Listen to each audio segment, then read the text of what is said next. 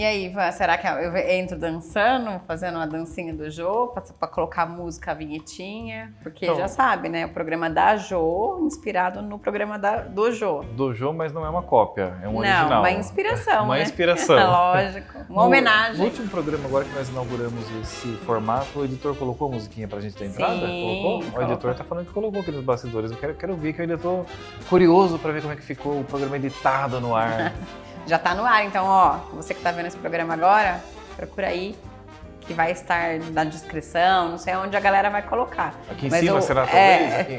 Mas a galera vai colocar em algum lugar o programa 1 que a gente falou sobre educação e formação. Eu acho super legal nos vídeos do YouTube quando o pessoal fala, olha aqui em cima e dá certinho que aparece na hora o vídeo. Será que o editor vai fazer isso pra mim também? Leia aqui, ó.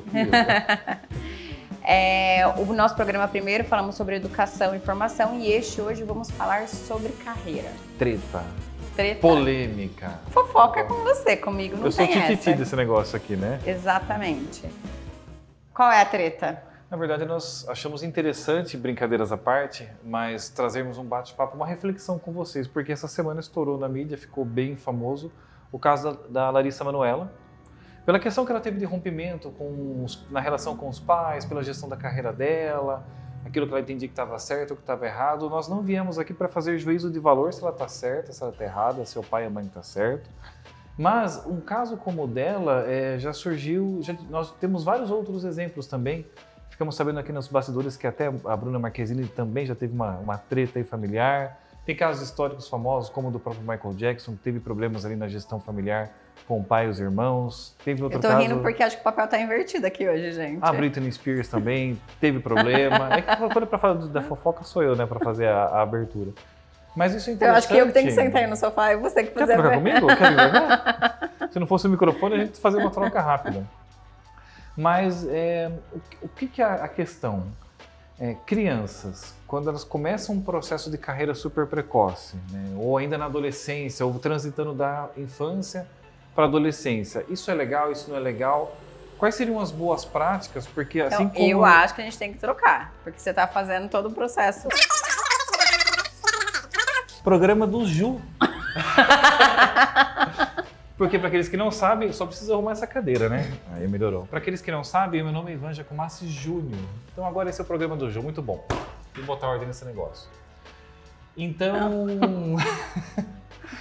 assim como nós temos os casos que não deram tão certo, que nós estamos citando, que é o que chama atenção na mídia, mas tem vários casos que são bastante positivos, né? Talvez um exemplo também positivo dessa semana, muita coisa acontecendo nessa semana, é o caso do Neymar.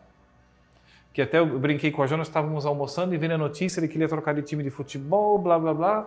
E eu falei, não, acho que o pai dele não sabe o que está fazendo com a carreira do menino, porque, nossa, vai para a Arábia e tal, daqui a pouco estourou ali a notícia, né?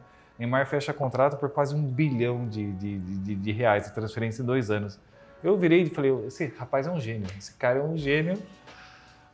Mas brincadeira à parte, de novo, o fato é que ali é um case de sucesso, a família se dá bem, eles estão administrando e está num jeito interessante. Não sei. Só que vem o que esse programa que fala de desenvolvimento tem a ver? Porque eles vão achar, será que é uma versão da revista Caras que nós estamos lançando na Perfix? Não. Mas nós falamos de carreira, de desenvolvimento e a Josiane é especialista em desenvolvimento de carreira. Então a gente entendeu como um processo legal esse mote para bater um papo sobre quais seriam as boas práticas pensando em gestão da carreira para você que é pai ou mãe ou que tem um pequenino aí na sua vida que você está vendo um talento, que está para começar uma carreira precoce. Quais seriam as boas práticas? E agora a gente começa a entrevista então. Eu acho que a questão aqui, só para fazer, eu acho que tem essa questão de começar com os pequeninos, a gente vai falar sobre desenvolvimento de carreira, tanto individual, eu acho, como dentro da organização, das empresas e de uma forma geral, porque carreira é um assunto no qual nós aqui na Perfix abordamos. Eu acho que assim, carreira tem várias formas aí de a gente defini-las, mas uma das formas com que eu acredito no desenvolvimento de carreira e no qual eu trabalho isso, tanto na minha vida quanto nas mentorias, ou em qualquer ação na qual eu sou convidada a trabalhar quando a gente vai pensar em desenvolvimento de carreira, A carreira, ela acontece, a metodologia que eu sigo, ela é uma metodologia desenvolvimentista. O que isso significa? É que o processo de desenvolvimento de carreira acontece ao longo do desenvolvimento do ser, né, da pessoa, do ser humano. Então, desde muito cedo, desde os miudinhos, dos pequenininhos, a gente consegue começar esse trabalho de desenvolvimento de carreira. O que não é comum, o que não é natural, o que não é algo que a gente estimula. Eu acho que hoje um pouco mais, porque a gente já está, né? Mas ainda muito, muito, muito sutil esse estímulo para desenvolvimento de carreira. A gente estimula nos nossos jovens, sim, a formação, né? A gente trabalha um pouco da educação, mas a gente não faz um direcionamento de desenvolvimento para carreira, educação para a carreira. E recentemente a gente estava conversando no podcast no Mentes em Foco. Se vocês não sabem, nós temos um podcast, Mentes em Foco, que também está aqui na descrição desse vídeo, se depois você quiser curtir, ir lá, ouvir um pouco do que a gente trabalha, do que a gente aborda lá. Uma das profissionais que a gente estava conversando sobre felicidade, ela trouxe 3 pontos que são importantes, né? Educação financeira, empreendedorismo e a questão de inteligência emocional. Então, talvez a educação financeira a gente está caminhando para isso, algumas escolas, né? Um pouco mais, é um assunto mais abordado entre as famílias. Educação emocional, eu vejo algum movimento das escolas fazendo essa questão, alguns pais trabalhando, estudando um pouco mais sobre essa formação para desenvolver essa questão emocional, mas ainda não vejo um trabalho forte para o processo de desenvolvimento de carreira, tá? Então, quando a gente fala sobre essa questão dos jovens, né, trabalhar, de uma criança e tudo mais, tem toda uma ressalva, né? Porque quando a gente vai falar dessa questão da Larissa, né, ela trabalhou... Começou com 4 anos, se eu não me engano. Ela trabalhou a vida toda dela praticamente. E quando a gente fala de um trabalho, a gente está falando de algo formal, com prazo, com datas, com uma responsabilidade de entrega. E quando eu faço todo esse movimento, essa criança de 4 anos deixou algo para entregar essa responsabilidade. E sobre isso a gente não consegue dimensionar, sabe? Então, assim, se o valor a ser pago a ela, enfim, for restituído, for indenizado, enfim, como que eu faço essa relação de efeito e causa? Então, porque tem uma frase célebre, né? Lugar de criança na escola. Então, tipo, e de fato, de forma geral, a regra é que se você falar em trabalho infantil, isso é crime. Só que aí nós temos então uma tolerância, porque ela está trabalhando, ela está gravando, está fazendo música, porque tem algumas profissões que então permitem esse trabalho infantil. Quando você onde que as crianças começam cedo atuando, né, como atriz, como canto, passarela, algumas já trabalham como modelo e tudo mais, não deixa de ser um trabalho, né? Você não pode colocar uma criança numa linha de produção, mas tem trabalhos então que são, entre aspas, tolerados ou permitidos socialmente. E eu achei legal a sua fala porque essa remuneração parece que é quase uma indenização pelo tempo que ela está perdendo, porque o pai, quando a gente coloca que é a carreira dos sonhos para muitos pais, né? Pensar, minha filha é atriz, meu filho está começando uma carreira como modelo, mas o fato é que ele está abrindo mão de uma parte da infância dele.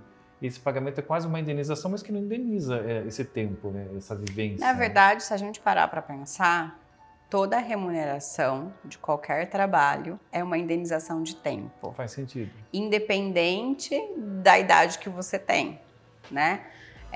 A questão é que eu costumo dizer que a escola e a escola, o processo de estar dentro da escola é o trabalho das crianças, né? Então, e aí depois quando você cresce e vai para dentro de uma empresa, a empresa continua sendo uma escola, só que aí é uma escola de adultos. Uhum. Então, essa questão da remuneração é uma remuneração pelo tempo, independente da idade que você tem e que faz. Eu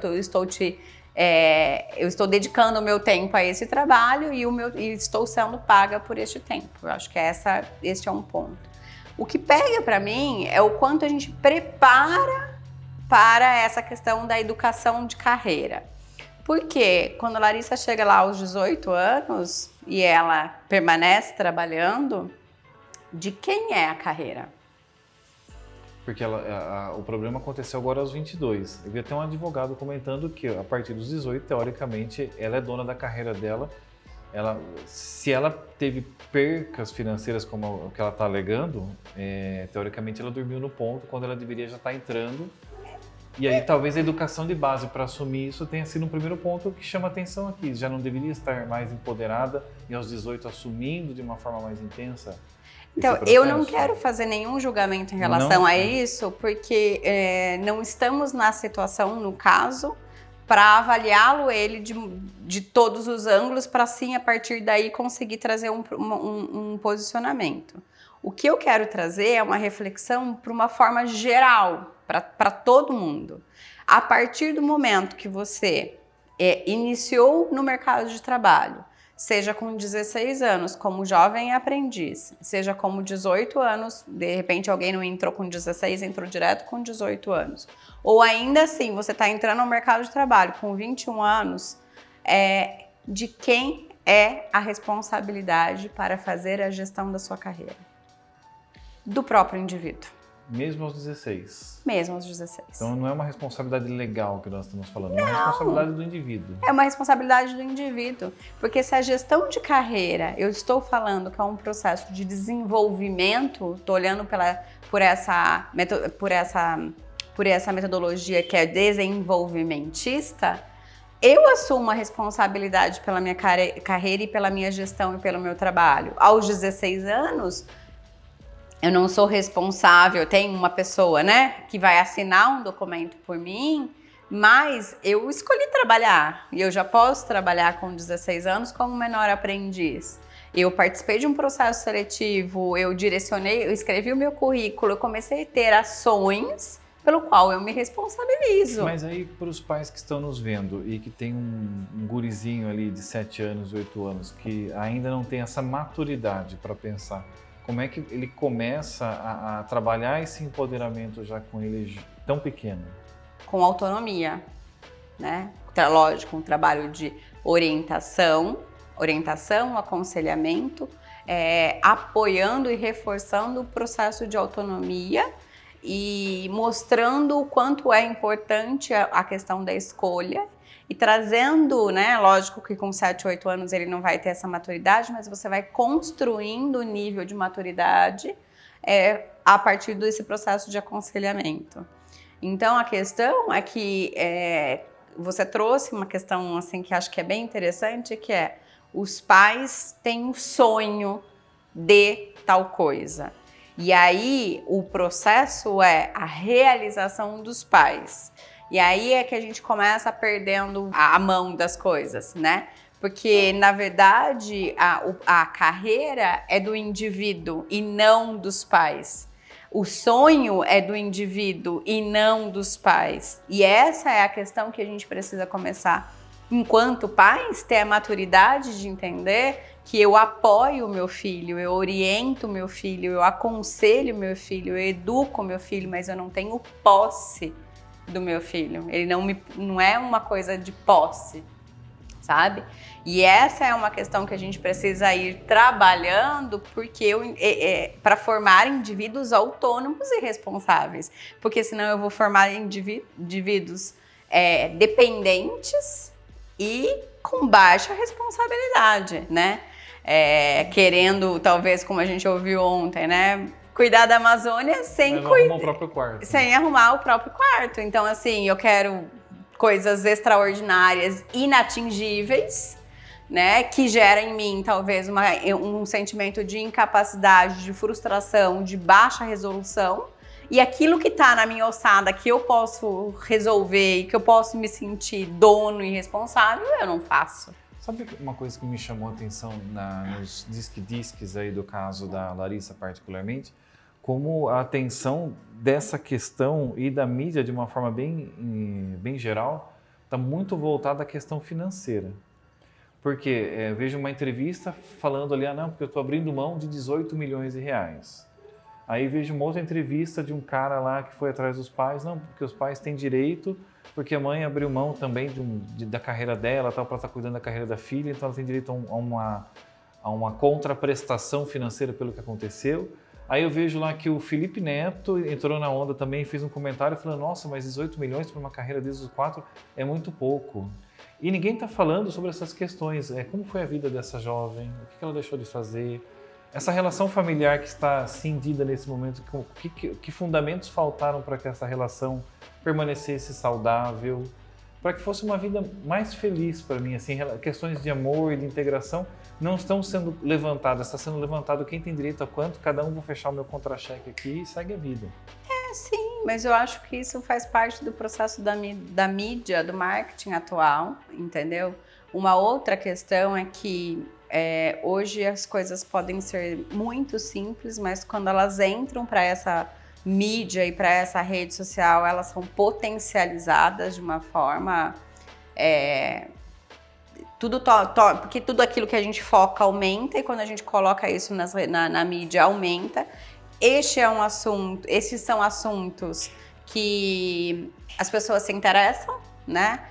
Principalmente quando a gente está falando de milhões, bilhões e carreira de Neymar, e carreira de Larissa, e carreira dessas situações, são coisas que interessam a grande maioria e isso acaba vendendo e acho que é até por isso que a gente está gravando aqui.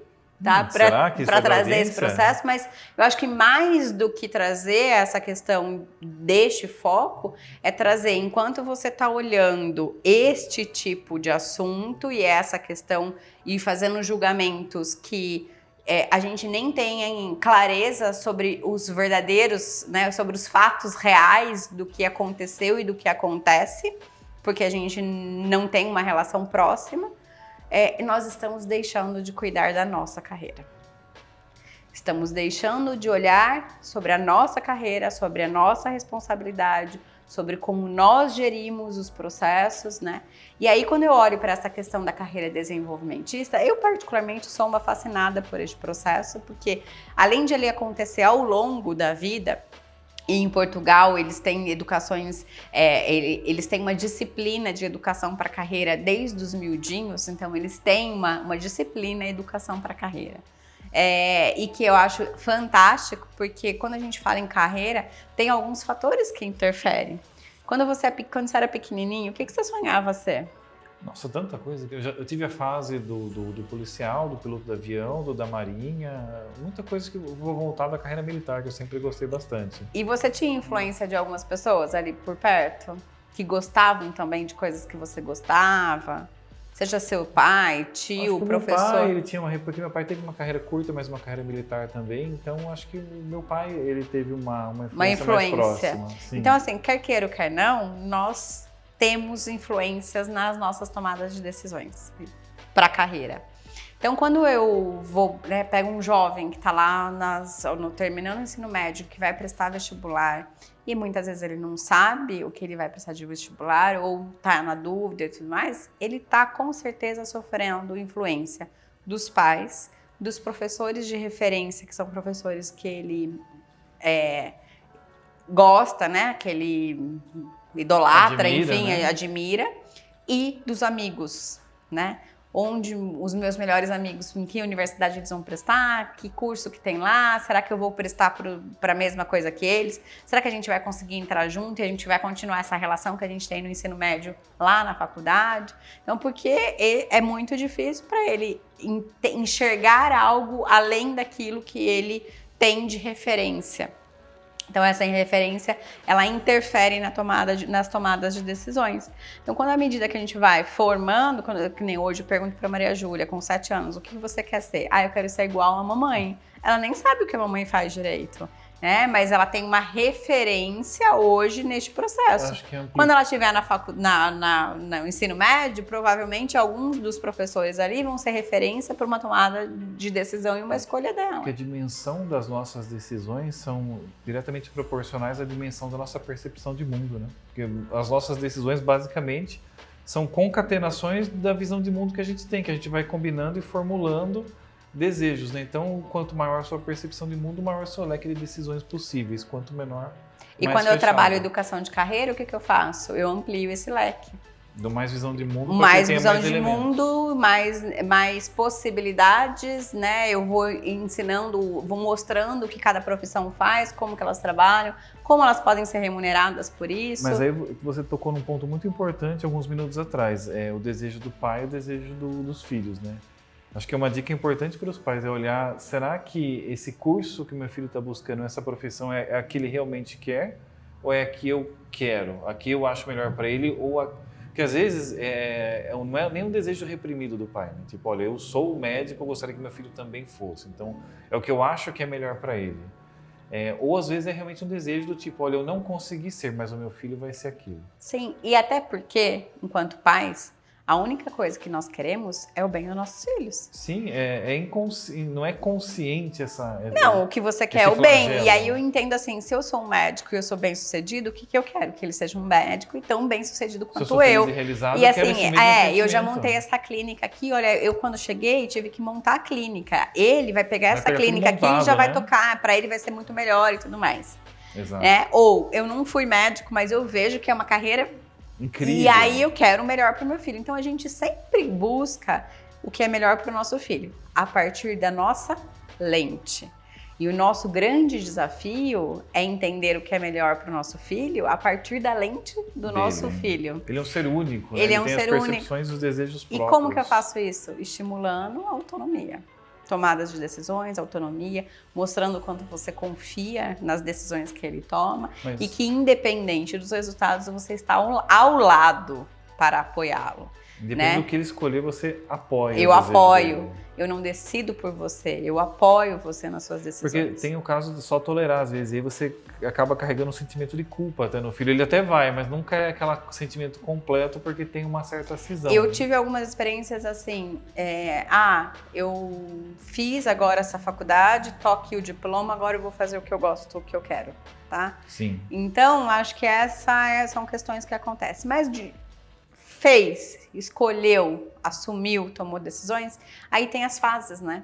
Então, nessa fase aí de 18, 21, até 24 anos, você está numa fase que a gente chama de fase de exploração. Então, você vai fazer várias coisas até você descobrir o que você realmente quer.